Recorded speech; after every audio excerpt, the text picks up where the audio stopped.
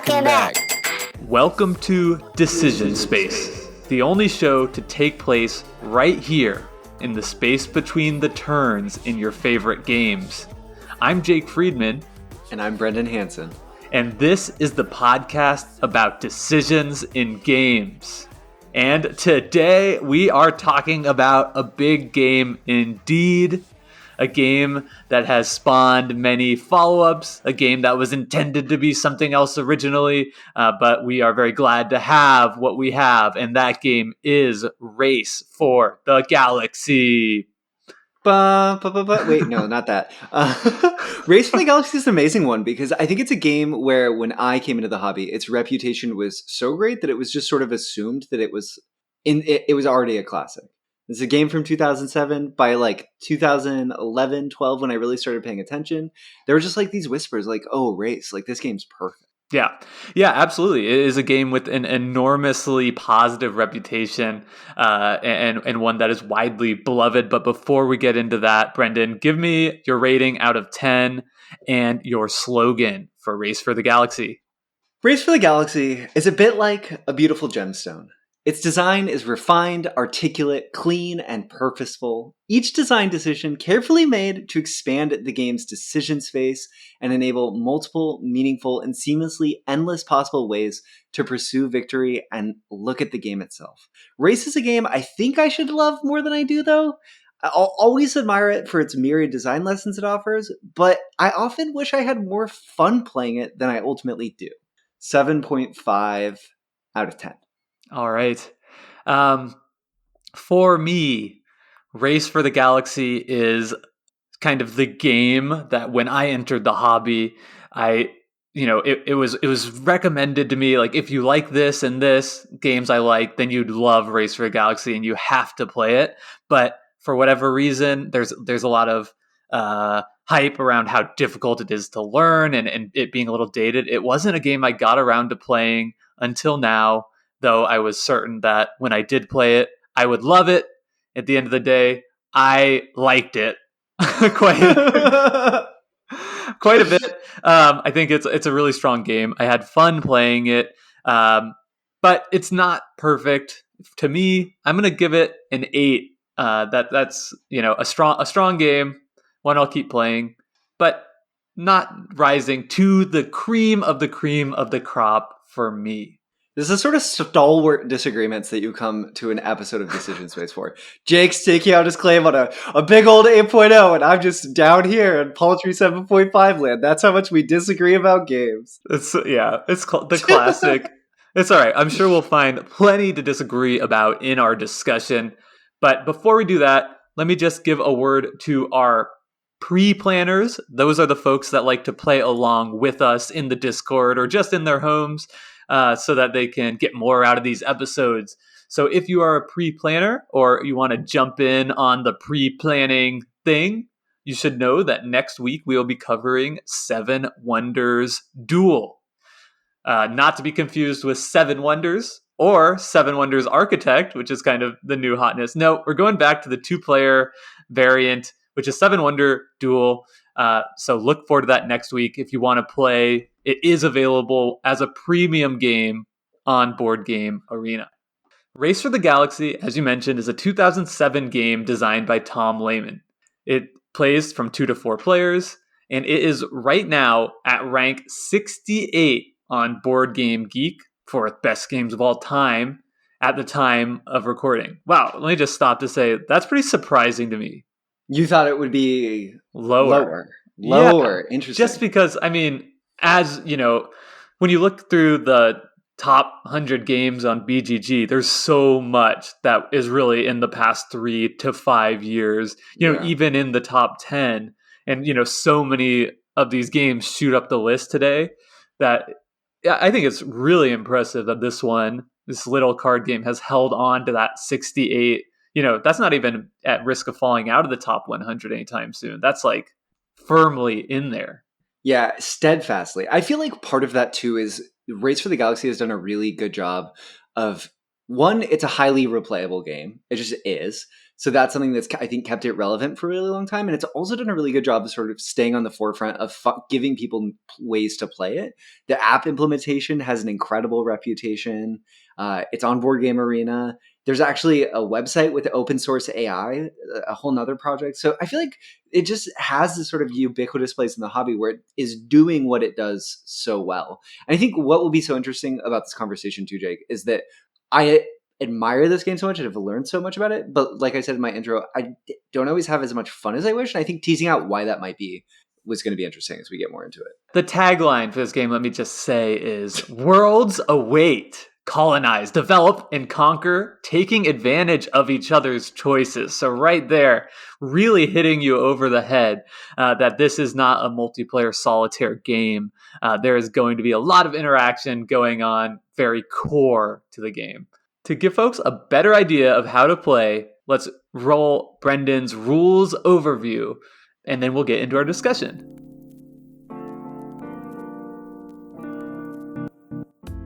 Race for the Galaxy is a simultaneous choice, action-driven, engine-building card game for 2 to 4 players. At the start of each turn, players secretly decide on and simultaneously declare one of 5 available actions in the game.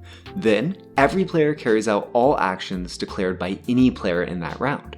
For example, if anyone chooses the Explore action, then everyone at the table performs the Explore action that round.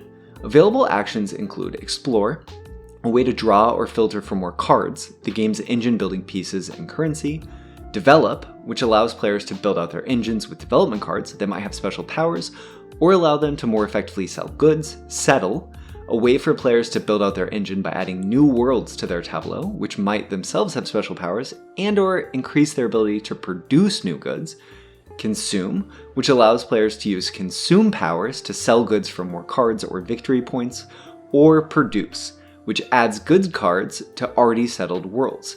Notably, players receive a special bonus tied to a given action if they're the one to call it in a round, incentivizing calling specific actions for that added effect. Each of Race for the Galaxy's 114 cards, 81 of which are unique, have special powers or small mechanical wrinkles that ensure each game of Race for the Galaxy plays out a bit differently as players strive to build out the most effective engine or explore the galaxy more quickly than their opponents as they do their best to maximize the benefits of actions called by their opponents while avoiding calling actions that might help their opponents more than themselves at a given stage during the game. Race for the Galaxy ends when any player has 12 or more cards in their tableau, or if the game's victory point tokens, 12 per player are included when you play any given game, are claimed, at which point the player with the most points wins. All right. Hopefully that gave you some idea of what's going on in this game that will help you get the most possible out of this episode. Or if you already are familiar with the game, then maybe you just skipped right by it. Totally fine. So, Brendan, what do you say we jump into it, as we always do in our decision space format, and talk about the size, type, and feel of this decision space present in this classic game? This sounds great to me. I feel like jumping off like we normally do with size, this is such an interesting discussion with this game. Because in some ways, the design conceit of Race, there's 114 cards in the game, 81 of which are unique, is sort of that you could feasibly, the game invites you, forces you to say you can make a viable strategy out of any combination of cards, which in some ways makes the decision space feel really tremendously large. I think especially with the fact that it's coupled with the cards are currency, every card is or can be used to pay for other cards. It creates this decision space that feels pretty large, but I think in general, no matter which direction you go down, which path you go down, feels sort of similar in how the engines run. Because the identity of these different sort of paths are fairly similar because everything feels pretty incremental. Yeah, I think there are... I agree with what you're saying. And it feels to me, this might come across as incredibly ignorant to someone who's played far more than me, but it feels like there are really like 2 archetypes of tableaus you can build in this game. You can go for one that's trying to race sort of the end of the game, and you're just trying to build as many things as you can and maximize the points in doing so. or you're trying to build an engine that's going to take advantage of more cycles of producing and consuming. And in the vast majority of my plays, it seems like, you can kind of put any one tableau into one of those two camps, or if it's not going well, it might be because you're kind of straddling the line between the two. So I agree. I think that does make the game feel a little bit samey from play to play, just speaking strictly about the base game.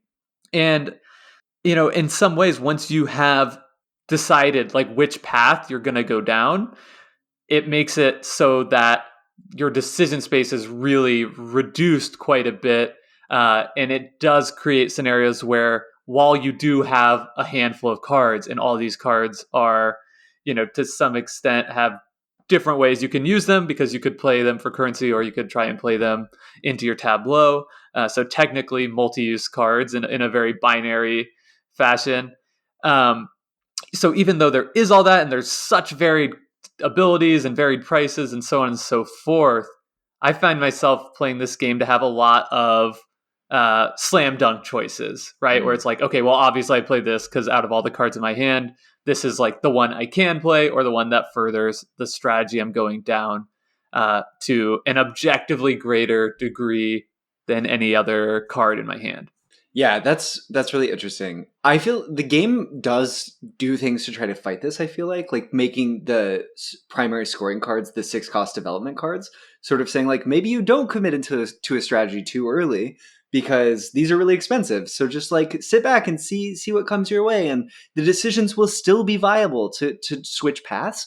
And maybe as we progress down this conversation, we could talk about, do we think that this game allows for strategic switching in a way that feels as viable as we wish it did, or do we feel really ramrodded into sort of the initial decision path that we end up going down based on what is signposted to us by our initial starting cards and our initial starting world? I definitely have thoughts on that, but maybe before that, we could characterize the type of decision space, because I'm very interested to hear your thoughts on this, Jake. Yeah, that's a interesting one. I feel, it's really hard to say. I think in general, tableau building games can be categorized broadly into the waxing decision space, the decisions that grow over time. And I think that is present here, in that, typically over the course of the game, you'll have more options of what you can do in various phases of the game. That might strictly be because you have more cards, but it could also be because you have more consume powers, or and so on and so forth. In any of the different phases, you might be drawing more cards and just seeing and doing more. So I think if I had to pick one for a general shape of the game, I would pick waxing. But I can also see arguments for dynamic, because of what we said regarding, once you get down one path, it might be narrowing the actual viable options you have in your hand. Yeah, that's very interesting. I feel like, though, it's definitely not a static decision space game by in any way, shape, or form, because of the action selection mechanism of the simultaneous choice. The way in which turns play out can start to feel sort of similar, in that you can feel forced into calling certain options. There's definitely turns in this game where you're doing the thing where you're looking at someone else's tableau and you're saying, okay, in this position, it makes sense for Jake to be the one who calls produce. So I'm going to bet that Jake is going to call produce, and Jake is never going to call produce because Jake never wastes his time calling produce. He's always going to force other people to call produce. So it's a dumb bet to bet on Jake to call produce, but you're going to do it. So instead, you really want to produce, but instead you're going to pick settle so you can try to get this world down, because Jake doesn't have a ton of cards in his hand. So that's there, and you're kind of making those similar decisions throughout the course of the game. But similarly, those can start to really feel narrowed and start to feel more like choices, even in that sort of very open, pick any phase. And the shape of every round is going to feel sort of different. Right. It feels like you can get to a certain state in a game, or maybe you're even trying to get to a certain state in the game, where I look at my hand of cards and what I've built and how far progressed we are into the game. Perhaps I already have 8 things in my tableau, and the game ends at 12, and I look at my hand, I say, oh, okay, I just called develop every single turn from here on From out to here. erase the end of the game. And, if in doing that is going to be maximizing my score and, advancing the end game state, which I'm trying to achieve. And that might be specific to kind of like this big development strategy that can be viable as sort of a Zergling rush style. That's, I think, Up Manatee in our Discord coined that. Um, so perhaps that's more specific to that, but it's definitely, an example of how the game can start to feel like your choices diminish over the course of the game, even though I your options are growing. Even though your options are growing, definitely. And I'm really glad, Jake, that you chose to position sort of one of the driving decisions and tension in the game as between those two potential end conditions. Because I think race is so much more of an interesting game because of those two separate end game conditions. The one being 12, anyone having 12 or more cards in their tableau, and the other being all the victory point chips are gone.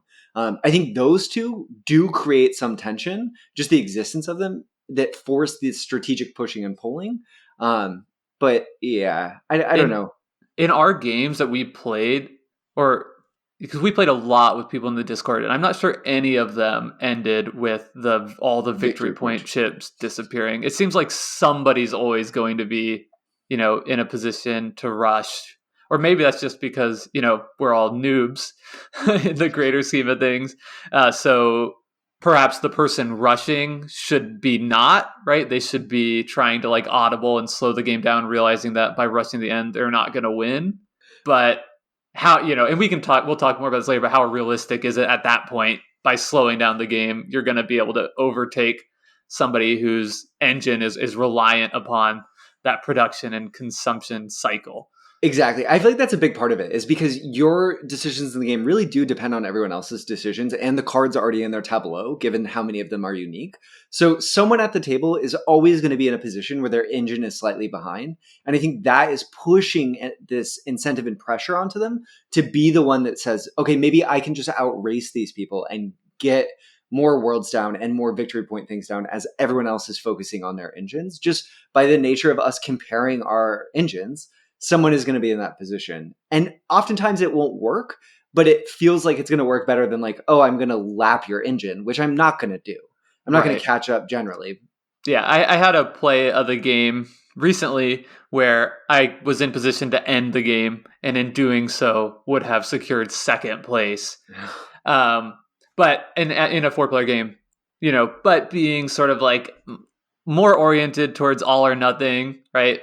Second is the first loser type vibe. Yep. I decided not to play the card, um, and it ended up kind of king making in an interesting way, where the person who would have won the game had I ended it, ended up getting second. That extra Mm. round actually propelled somebody else into first, and I was down in third or fourth place at the end.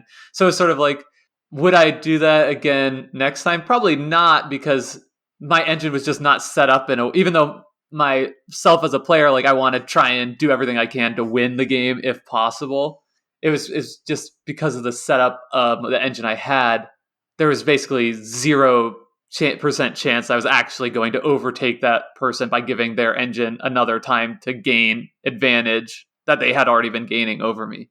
Sure, totally. It's funny. I feel like we're going to keep coming back to these 6 cost development cards, the sort of end game huge point windfalls that can potentially exist. I feel like those exist in the design to sort of give you the hope of like, okay, given my position, is there a card that I could draw into that could give me 8 points, 9 points, 10 points, and help me make that big jump? Because you can have those turns. It's just really rare that like you're gonna it's not in your hands. So what are you going to do? Call Explore. Okay, you're going to pick the bonus option since you called Explore to look for 5. So you're throwing a Hail Mary.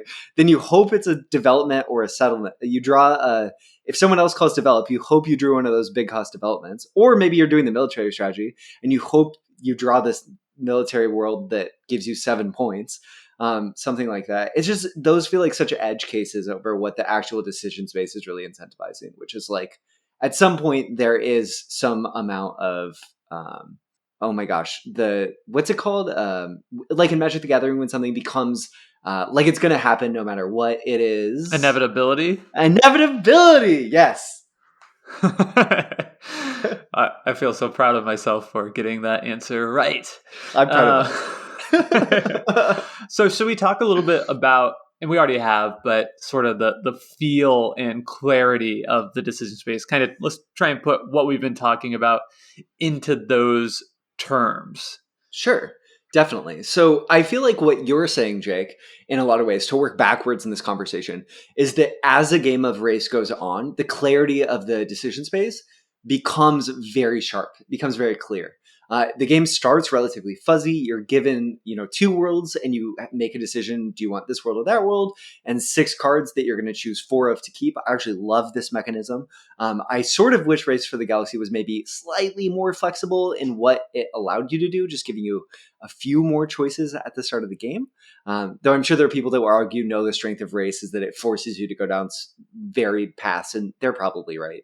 But just from a playing perspective, the way it feels. So it starts off pretty fuzzy. You don't know what direction you need to go. There's not a lot of information on the table and what cards have potentially come out of play as you've played the game more and get to know which cards are important for certain strategies. So it's pretty fuzzy. You sort of say, okay, there's some synergies between these cards. I'm going to go there and then see what the early game gives me. I'm going to figure out what my early windfall is to get a big bonus of card draw, and then I'm going to see what I can do with that and run. And then it comes into focus. Yeah, what you said I think is so important to understanding what it feels like to play this game, because, and it just kind of hit me listening to you talk. I don't know that many other games that we've covered on this show have such dynamic range in the clarity of decision making. Yeah. Typically, if you're playing like a Euro game, like what fuzziness is there, like what elements of randomness, like in Castles of Burgundy, what dice you're rolling dice at the beginning of each turn, and that's what's adding the fuzziness to the decision space, and that's the same throughout the entire game. But here, the dynamics of understanding what you need to do in the game really come into focus significantly the more you play. When you think about it, at the very first turn, you have so little to go off of to predict what your opponents will call as their phase to play. It could be anything. So, but over the course of the game, when you look at people's tableaus, how many cards they have in their hands, so on and so forth, you can really start making accurate predictions, or predictions with some amount of accuracy on what people are going to do to a significantly larger degree. And at the same time, what you're trying to do to advance your strategy becomes very much more clear over the course of the game. So I think pulling that apart and how that layers on top of what is otherwise a waxing and growing decision space is why there is tension there. Where we're saying, like, yes, we can understand that this is waxing, but because of the clarity of the decision space becoming so much more clear, it does feel like at times it starts to shrink. Yeah, it's very interesting. It's one thing that strikes me about Race also, that just on this point of how the shape of the game changes, is how the simultaneous choice mechanism and the way that this functionally occurs can really change the feel of a given game. And I think these two things about the simultaneous choices are what I love most about the game. It's really interesting as an engine building game. It works really well as an engine building game. It's admirable that it plays as quickly as it does as an engine building game. When so many Euros would like you to spend 2 hours doing this, you could play a game of Race for the Galaxy with people who know it in 15 minutes, 20 minutes. It can be quite quick. But I think for me, what makes Race for the Galaxy special is the simultaneous choice mechanism. One, because of the mind games that it forces at the core of this engine building game, of sort of forcing you to look at and think about what other people are going to do, but also two, just how it affects the shape of every round of the game and how it makes it this organic, different feel each time. If you're playing with 4 people and you all call Explore round 1, that's going to create a sort of differently shaped game that pushes you maybe more towards building engines than if someone calls Explore, someone calls Settle, someone calls Produce, and then all of a sudden the game sort of jumps ahead a little bit in terms of how much has happened at that stage in the game. And that system is so cool in a game compared to a lot of games where every round is prescriptive. This is one round of the game. You're going to have 2 actions, and then we're going to go to the next round. It's a 7-round game. You get 14 actions in the game. At the end, huzzah, who has received the most points. And race is that way, but it just, jumbles everything up and gives the players a little more agency. Yeah. You said earlier that you wish the game was more flexible, and I think that this system is where the game is at its most flexible in allowing you literally to shape the different phases the game will take. It also enables uh, players to gamble and take risky lines, which is probably the only way that you can get ahead once Yeah. you've already fallen behind. So you could say, my best possible play is to pick, produce in the hopes that somebody else is going to choose develop so that I can play down this world that I need to produce this turn. And if nobody calls develop and you pick produce, it's just could be a complete blowout for you.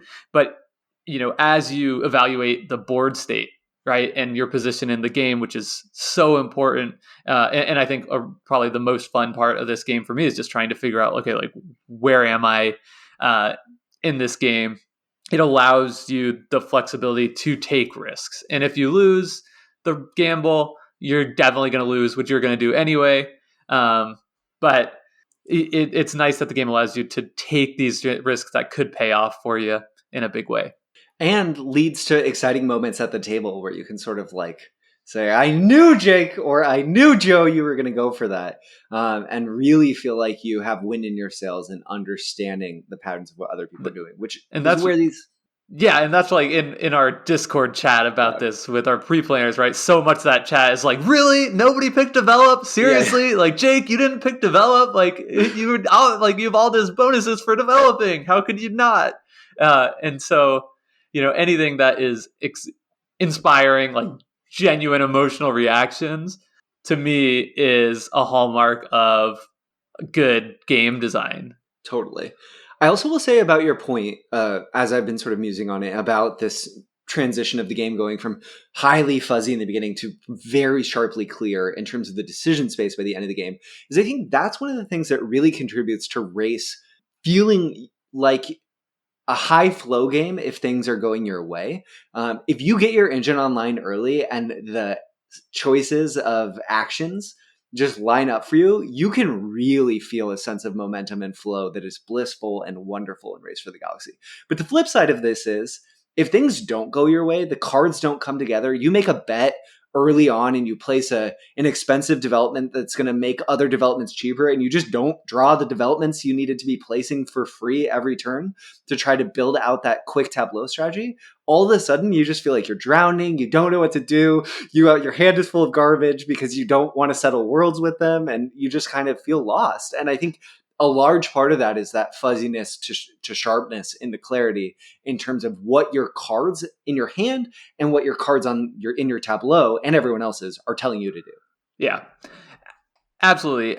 I think that might also be something just to keep in mind as we discuss games in the future on this podcast, in the way that the clarity of decisions and the decision space generally can shift, because I think that is something that definitely has dynamics here too. And just for myself, I had been previously kind of thinking of it as like a game has like a little slider, like how in focus are my decisions, and okay, this game is 50% in focus and 50% blurry, but certainly here it is clear that that slider is moving over the course of the game, and I'm sure that it's true in other games, perhaps to a less extreme degree, but it does seem to have an important effect on what it feels like to experience the decision space. So let's keep that kind of in the back of our mind going forward too.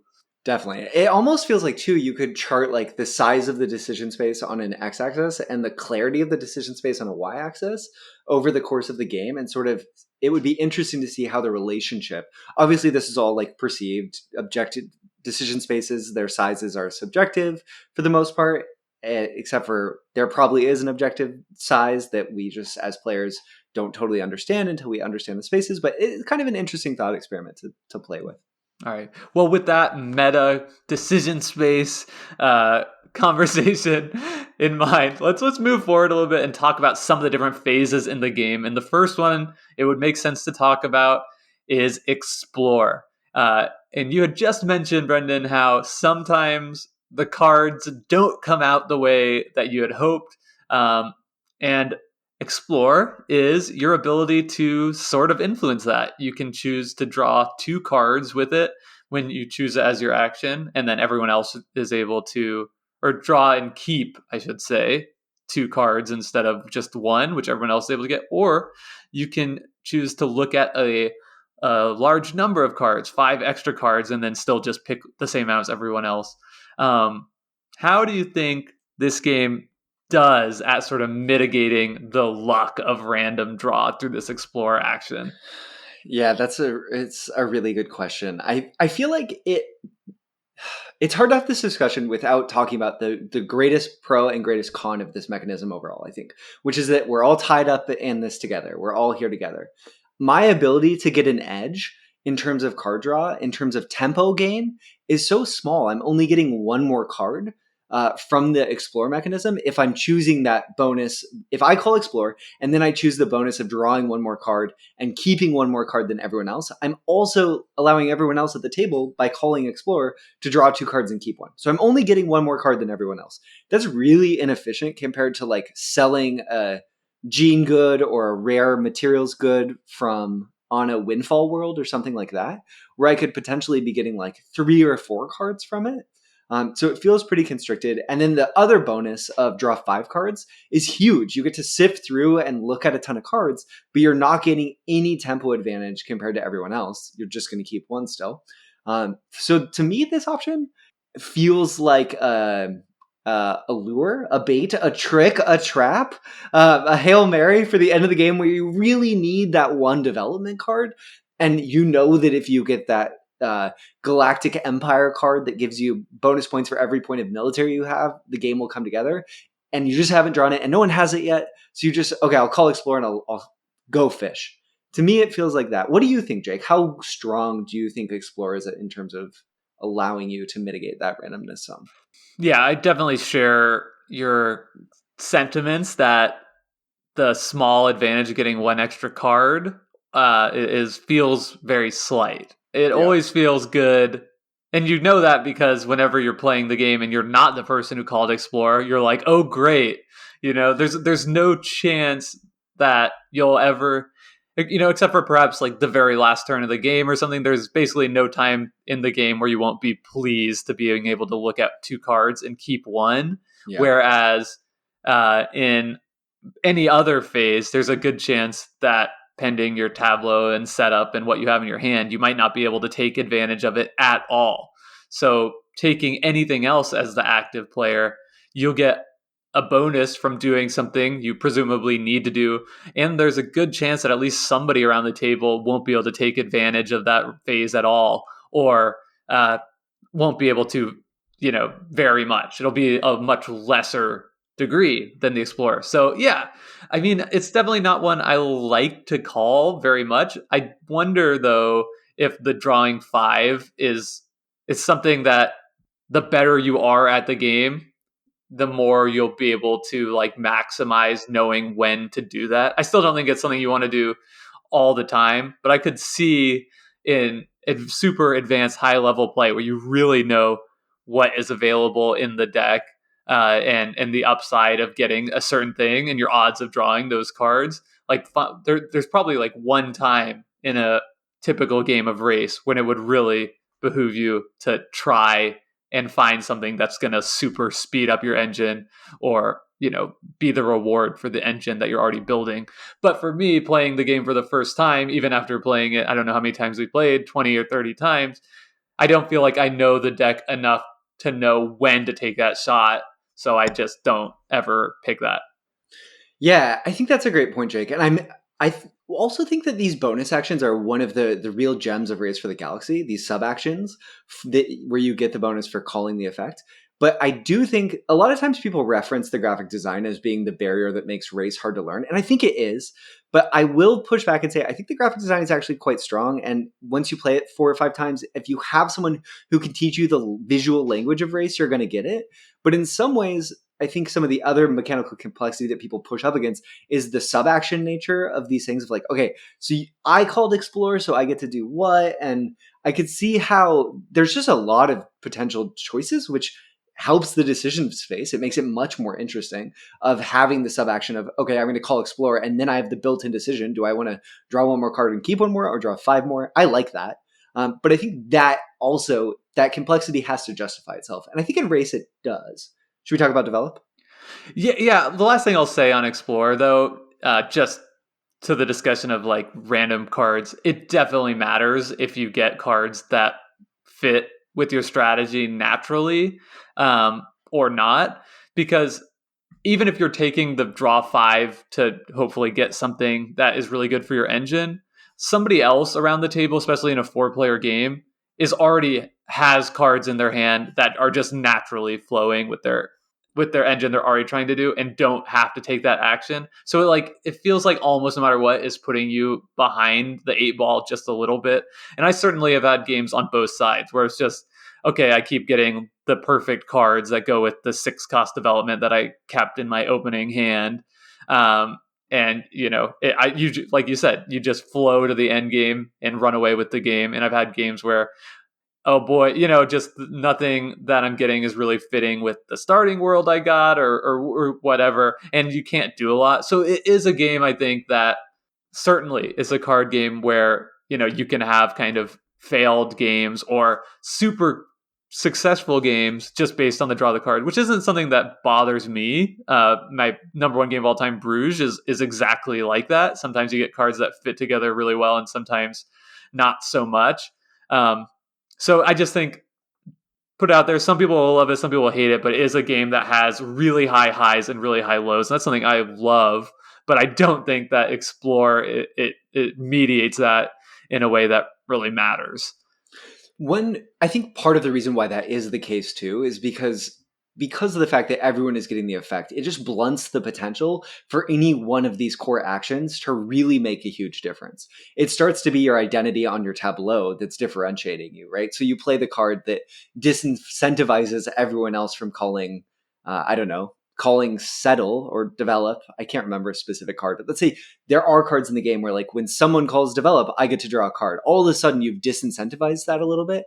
And that's really the way that you get to interact. Outside of that, it's hard to make up by calling specific things any sort of edge, because the edge lives in not having to call things and forcing other people to do it for you or trying to do that. Right. It's like how often you're able to take advantage of other people's actions profitably over the course of the game, much more than picking the right action on your turn, right? Yeah. That's just one of 4 different actions taken. So you could win that interaction, right, by picking something good. But if you can't do anything on everybody else's turn, then you're just falling further behind.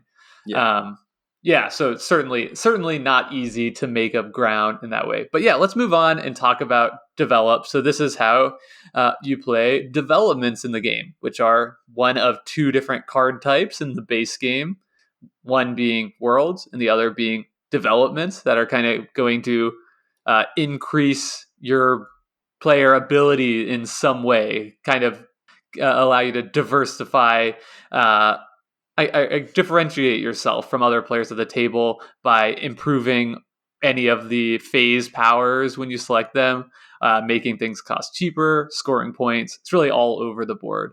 Yeah, and the bonus effect for calling develop is it just reduces the cost by 1. Again, that's that incremental nature of everything in race in a lot of ways, where the effects really do change your identity. If you get down a development that changes the cost of development, it's going to really incentivize how you're going to play the game. But again, it's pretty incremental, right? You're not doubling the effect of certain card values or anything like that. Right. Yeah, go for it. Yeah, but the incremental nature does mean if you play a development that allows you to draw a card every time you call the development phase or play a development, all of a sudden it could be picking the development, right, it gives you a bonus of 3 cards. And you could essentially just say a card is the standard value in thing. So, if by calling Explorer, you're getting a 1 card value at You best. double it. Here, Sure. you're doubling it. And the difference between 1 card for development, which I already mentioned, and 1 card for Explore is that some people around the table might not be able to play a development at all or choose not to. So in that case, you're getting just pure value over those players as opposed to potentially getting a small incremental value better than somebody else.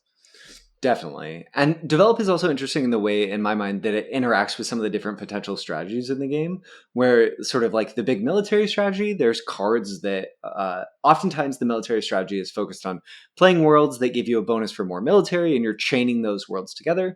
But there are some military developments that give you like +2 to your military that can be really effective and incentivize the military player to call develop early on. And I think that to me, cards like that are where the thoughtful design really comes into play with Race for the Galaxy, because I do think the card design in the base game, we're only talking about the base game in this episode. We know there's tons of expansions and arcs of expansions that are intended to play together, which I think is part of the beloved nature of Race, is just how much racing you can do. There's so much content for this game. But I think the card design in the base game is so effective because it really at least tries to give players pursuing any strategy a reason to call these different actions at different points in the game, which is really important because you don't want the early game to be something where people are only calling Explore and only calling Develop. All of a sudden, the fun mind games just fall out. Yeah. I found myself pursuing development-based strategies probably most frequently of anything else. For whatever reason, that just kind of intuitively seemed to be where my mind was at with the game. So I really like this portion of the game, and it's fun to have a tableau that is based around gaining more and more better powers as opposed to worlds, which is the next phase, the settle action, and that's how you play the world cards down from your hand. Worlds are interesting because they come in a lot of different types too. There's regular worlds, which are just worlds generally tied to a specific good. There's 4 goods in the game: blue, brown, green, and yellow, or novelty, rare, genes, and alien. And these thematic ties kind of matter, but not really. There are also windfall worlds. These are worlds that can't produce automatically when produce. An action we'll call later is called. They only produce a good when they first come in, and then if you have another card that makes you produce on a windfall world. Then there's military worlds that kind of texture into this as well, where you don't pay cards to place worlds you have to generally pay cards like you do developments to cover their cost. Military cards you pay with your military, and if you reach a certain threshold, you just get to slap it down and yippee, I'm climbing the ladder of the military. Which I don't know. I think that worlds can be really fun because some of the ways that you can draw the most cards come from producing goods on worlds, like the gene goods or the alien goods. And then if you use the trade power on consume, you get this huge windfall of cards, and that's exciting. But yeah, I don't know. It's just this dual nature of sort of everything in Race for the Galaxy, where you have develop and you have settle, and there's texture to the cards that are in play. Yeah. Yeah. The worlds are fun too because like they really just like thematically like they really come in all different shapes and sizes. There's 1-cost worlds that are worth like 0 points or 1 point, and there are worlds that cost 5 or 7 military that can give you 7 points or 5 points. So one strategy could just be like the big world strategy, which I tried to go after a couple of times, where you're just drawing cards and without really synergizing too much, you're just like slapping down the big worlds that just give you a lot of raw points for playing them. So I think in that sense thematically it does do kind of a good job at like creating a very a varied universe that you're exploring. And it also adds, I think, replayability because so many of these worlds that you could draw are just like absolutely not viable based on where you're at in the game. Even 2 or 3 turns into the game, you get a military world that costs 7 and you have no military. Okay, that's just going to be currency for you, which is fine, no big deal. but it also kind of sticks in your back of your head, like, I want to try and play that card sometime. And so I think it definitely does create these different paths to go down in the mind of the player. And maybe this is a good time to talk about the thematic ties of race and the signposting of the themes. And I think that race is a really interesting game because I don't think anyone pitching this game would be like, come over to my house and we're going to play this highly thematic game called Race for the Galaxy. But I do think that the theming that exists, it's clear that many of the cards are designed from a top-down perspective and what they're trying to do. You get a sense for what the name is, what they're mechanically doing for you within the systems of Race for the Galaxy. And oftentimes the names of them are signaling that certain cards are going to work well together. You'll get, your mining colony is going to work well with your terraforming robots and just sort of these sorts of things in a way that I think makes the game more approachable and easier to play that I really enjoy. And the more I've played it, the more I love the sort of emergent narratives because of the thematic nature of some of the cards of what is my race for the galaxy? What is the race I've run look like? That said, it doesn't get much more low environmental theme, low mechanical theme, and low decision theme than this. Maybe you could, like you're saying, like there is some mechanical tie-ins that do help you understand the rules a bit. But in general, I mean, right, I think wasn't this game designed to be Puerto Rico the card game at first or something along those lines? If that's your game's backstory and now you're universe game, it's like, you're not coming in super, super strong on the thematic charting as we do. Definitely. Tom Lehman actually has been really forward with that story, which I think is really cool. So there's a really good GDC talk, Game Developers Conference talk by Tom Lehman that happened in 2018, where he talks about Race for the Galaxy and its design history. And if you're a fan of Race or you'd like to know more, I think it's a really insightful talk from a game design perspective and also in the history of Race for the Galaxy. And Tom talks about how essentially Race for the Galaxy in a different version of the game was designed in 3 months as a backup version of San Juan, which was the follow-up to Puerto Rico, the card game version of Puerto Rico. The game kind of solves some of the problems that existed in the prototype of San Juan that existed.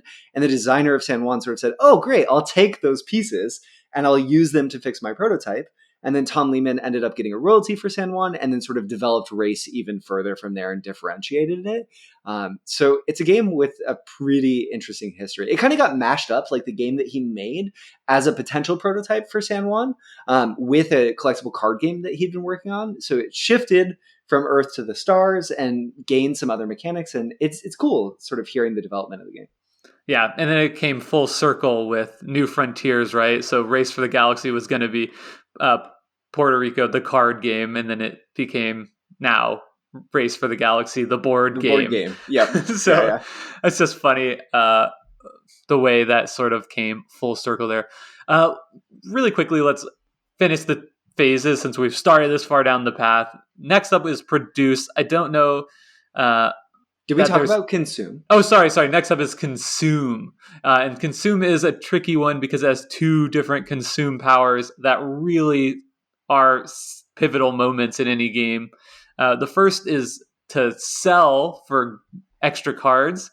So that, as Brendan mentioned, that gives you the ability to sell your goods for between 2 and 5 cards, I believe, depending on the rarity of the good you're selling. And the other one allows you to get double the points for consuming that round, which if you're going the archetype of production and consumption, that's how you score sometimes just crazy amounts of points throughout the course of the game.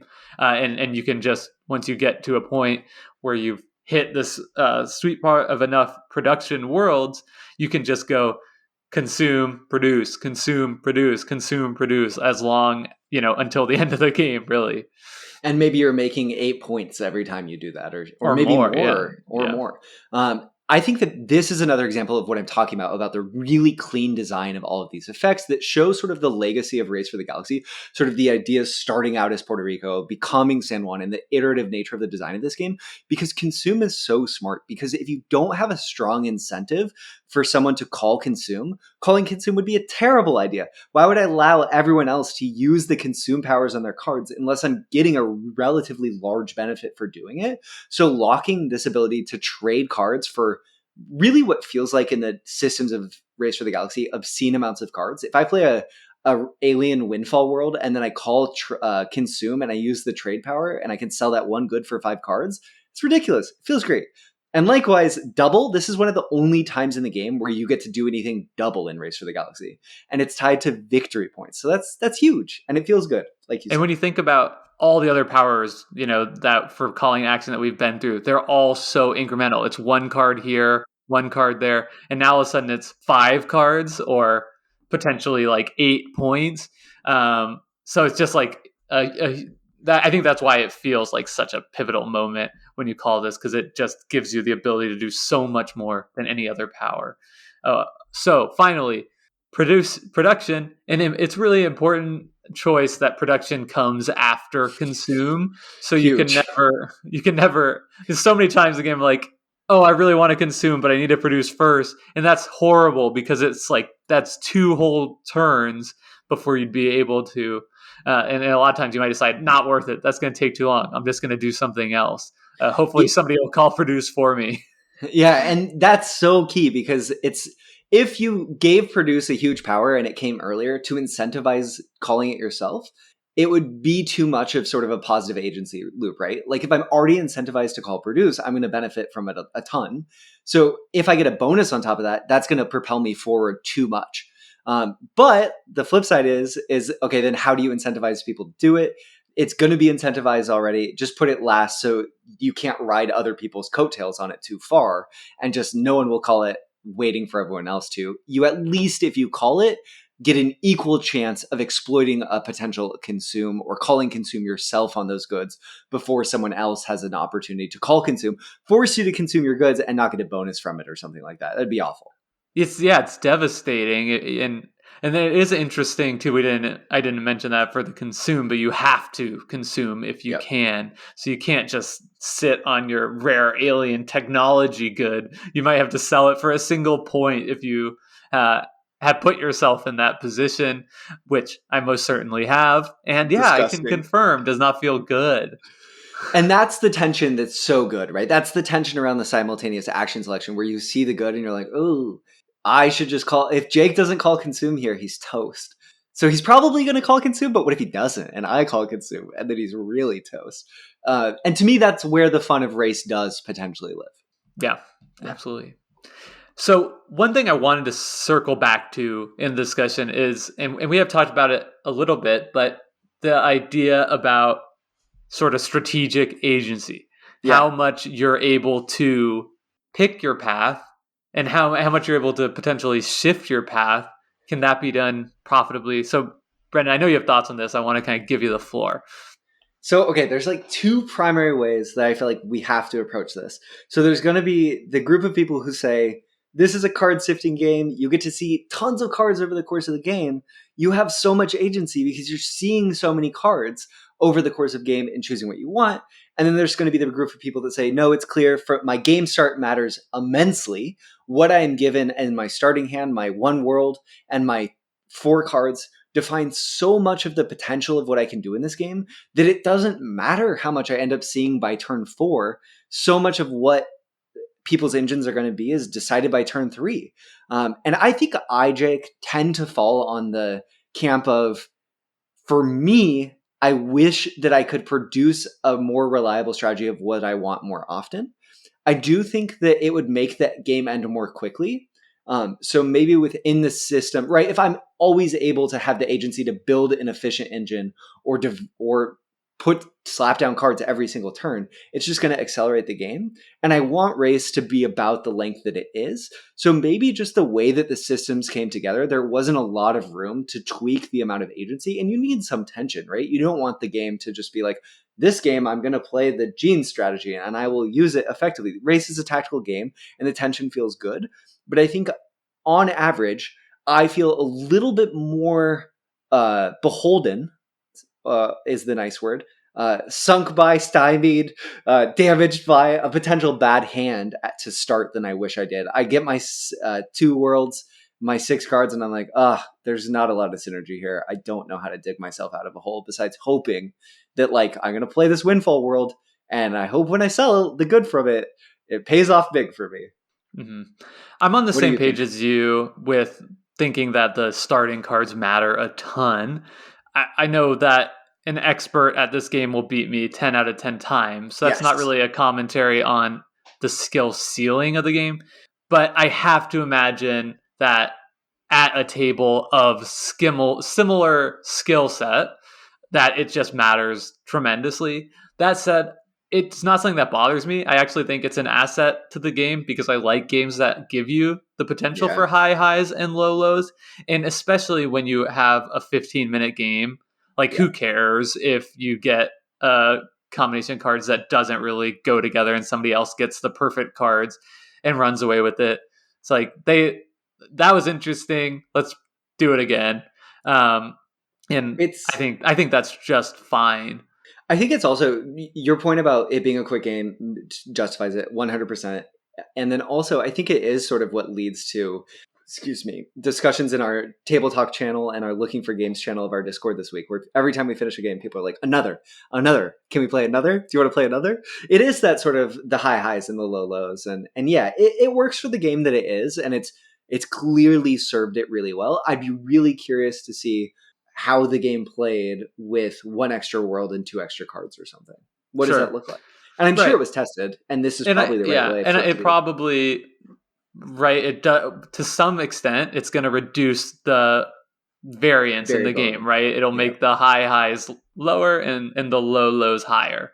And if you did 5 starting worlds and 12 cards in your hand, right? That's going to reduce it even more to the point where people get everything they want. And I think that, like, when you think of games that are infinitely replayable and beloved, especially in the card game space, like, you notice a lot of trending towards variance. Like, look no Mm. further than like Magic Gathering, the, you know, great grandfather of all collectible card games or dueling card games. Not all, I don't know, but you know what I'm saying. Like, that is a game that you can hit home runs and you can not get to play at all. Um, and obviously that keeps people coming back. So I think the same is true here. It's also clear that the thesis of race in some ways is strategic variance, that no 2 games should play out exactly the same.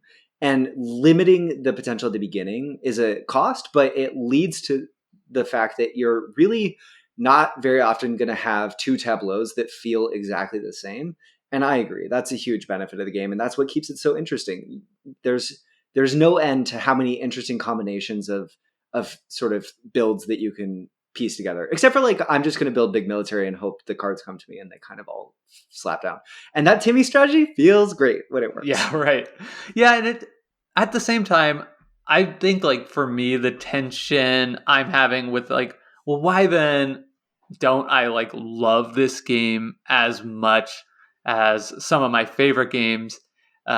Even though it really does speak to me, and, like, I love games with high variability. I love card games that have multi-use cards. Um, Yeah. and so many things about this game, and I wonder if it, like, kind of comes back almost a little bit to, like, the arc of the game kind of leaves me a little bit underwhelmed. Like, it just feels a little bit stunted compared to some other games. Like, I don't really Stunted how? like I don't feel like I accomplished that much. I Mm. feel like I am always kind of like the overall arc of the game is always following like a very similar arc, even if, each game is different because you see different cards. Like, I feel like people are still trying to get a production and consumption engine going, or they're trying to race the end of the game and maximize it. At least, those are the 2 paths to victory that I've found so far. Um, and so, for me, I just, when compared to, other games kind of in this weight class, And I'm even going back to Magic, a game, that takes similar amount of time to play, just a 2-player game. It feels like you get more of like an interesting like story in the game. Mm. I don't I know. think I'm just also. spitballing here. Yeah, no, I hear you. And I think that's what pushes up against this for me too. It's like, okay, so we've established that part of the fun of race is that there's and no same tableau is going to lead to a winning strategy because you could never pull those pieces together. But if all the pieces kind of feel like different sides of the same coin, it all starts to feel the same, right? There's 4 types of goods in the game. Great. That's awesome. And the cards that they work with are different, but they all kind of do exactly the same thing. And my engine kind of feels sort of similar. And in my military strategy, I'm just building up. And I think there's this necessity that everything stays kind of tight because we all come back together at the synchronization point of choosing our actions. But what develop means to you versus what develop means to me when it's called almost always means about the same. Maybe I get to draw 2 cards and maybe you get to place a development at -2 cost. And functionally, yes, that's huge, but I'm not building a space station. Like, I'm not doing this crazy other different thing where my game is fundamentally changed. We're all doing the same game over and over and over. And yeah, that's a lot of card games play that way. But I think that's why the incremental nature of that and the fact that you don't end up that different, you end up a little bit more incremental is part of that for me. Yeah, right. And it's like the big moments in the game are, I can't believe you didn't call develop. I really thought you were going to do that. It's compared to like, do you remember that time when I played this world and that like triggered this thing? Like those kind of stories, I think, don't really like race doesn't, the system of race does not sort of create those type of stories about like, Yeah. it's like, and then I played the 7 military world, and it's like, okay, yeah, because that's like the natural kind of conclusion of the engine you were building, right? It's like the actual game. Like what's interesting is the interaction between players, but not what's actually happening on the board. Definitely. And even with that said, I can see how in some ways Ray should be a slam dunk for both of us in terms of the simultaneous choice. Because the two of us love simultaneous choice games. We both come from fighting game backgrounds, which are built on simultaneous choice. We both love that mechanic in El Grande.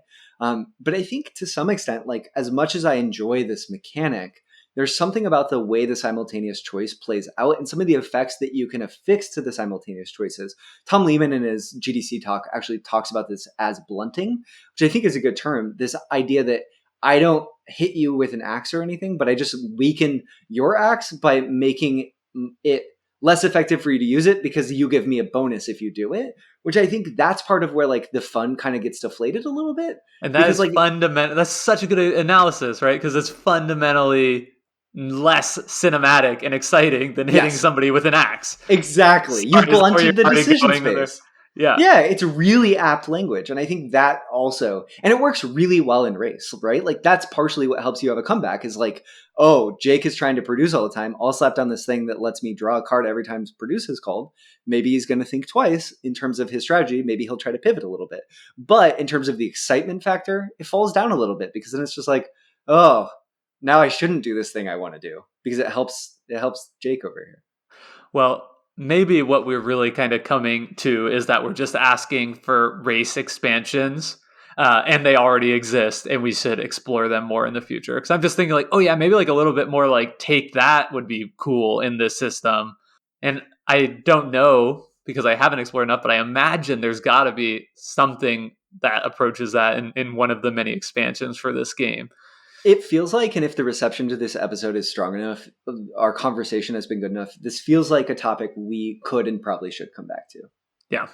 More Race for the Galaxy coming potentially soon. If you'd like us to explore those expansions and potentially do another episode on Race for Galaxy, please let us know. You could let us know by leaving us a review on iTunes. That would actually be the best thing ever if you want to help our show grow and support us. That's pretty much our biggest ask right now. But also, we have a very active Discord where we're constantly playing games and talking about games with good, friendly people. You can join us there and let us know what you think about the episode there as well in our episode discussion channel. We always include a link to our Discord in the description for our podcast. If you don't know what Discord is, it's just an online forum basically for chatting. And you can also interact with Decision Space if you're enjoying what's going on. You want to jump into the conversation, but you're not using Discord. You could talk to us on Twitter. We have a Twitter at Decision Spa. I have a personal Twitter at BurnsideBH, and Jake has one too at Jake Fried, Fryd. Reach out to us there and let us know what you think about the show, or check out our blog on Board Game Geek. We post our episodes every week, and we also create forum posts on the games we're discussing generally, to have a more in-depth discussion with all of you about the decision space of those games as well. So if you listen to this episode and you would like to participate, check out the Race for the Galaxy forum. You might, on Board Game Geek, you might find a discussion topic by yours truly. And speaking of reaching out, we, as always, want to thank Hembry for allowing us to use their song Reach Out for our intro and outro music. Thank you all so much for listening to this week's episode, and we will catch you next week. Have a good week. Get ready for Seven Wonders Duel. Bye, y'all!